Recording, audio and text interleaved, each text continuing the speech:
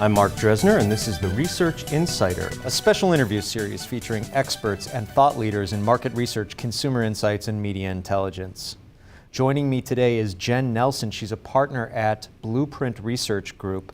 Jen, welcome to the Research Insider. Thanks, Mark. Great to have you. Thank you. For those in our audience who don't know you, you were very recently with Johnson & Johnson as the Senior Director of Global Strategic Insights. Tell me a little bit about what you took away from your past life there, if you will. Sure. So I think the years that I was with J&J was about just under 8 years. Really built a clear vision and a passion that I have for research and insights to really take on a broader role than just literally, I think conventionally, historically, marketing researchers really sort of report the facts. They have a lot of discipline about the methods and tools and techniques, and they still should have all that. But it's a plus up. It's a yes and. You know, the people who really understand their consumer, the customer, the market and the marketplace really should. In my view, they actually have an obligation to put it into a broader context. That context is your own organization, and actually drive the strategy. And too often researchers are kind of sitting on the bus. And I think that comes from two basic places, from two basic barriers. One is a sense of empowerment. They should feel. So it's kind of a lot of times my talks with colleagues or mentees and so on is about like feeling empowered, because nobody is better equipped to do this than you if you too do one more thing, which is just slightly broaden your sort of toolkit. Not your research toolkit, your business person toolkit, your business toolkit. Let's talk about what it might look like then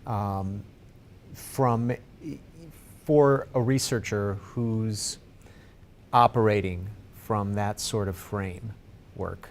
You know, what does it look like? Well, the first thing is, I think literally them understanding, if I understand your question right, it's about them compartmentalizing what they do with who. So in other words, they first and foremost need to focus on what the business issues are, and again, making sure they understand the business issues and how it relates to the operationalization of the business, whether that's in financial terms or literally mechanistic terms. In other words, unfortunately, I have seen too many times, some product testing validation research and for a global launch where the results came back after the lead market was already shipping to distribution centers. Like, the business partners who commissioned that and got it done, you literally have to be that in tune with the actual operations of the business. Otherwise you're just wasting time and resources. And the other piece is compartmentalizing. Okay, now I know the business issues. And now to go do something about it, do I have research partners, in terms of the organizations that actually execute research, that can translate my business issues, or can I? Hopefully most researchers, even on the corporate side, are methodologically savvy enough to at least contribute, if not truly design themselves. But have then perhaps research business partners that can help enhance that design, and have them be open to actually relying on the experts, those who are truly design experts. So it's sort of a continuum.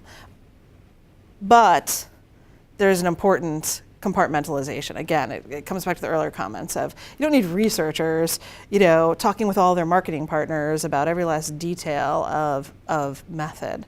And influence, I know some people then would push back and say, oh yes, but I have this marketer that thinks they're a researcher, so they try to tell me, et cetera. And I've been there, but not typically for very long.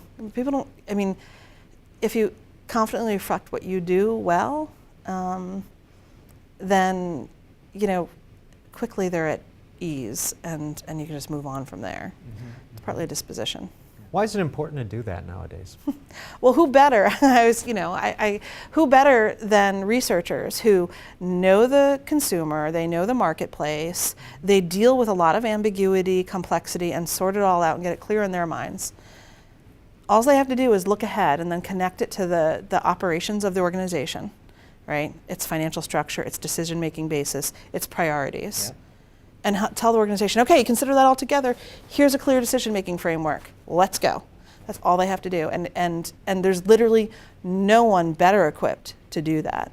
The functional expertise of other functions is extremely critical, but it is kind of less holistic in terms of, winning in the marketplace.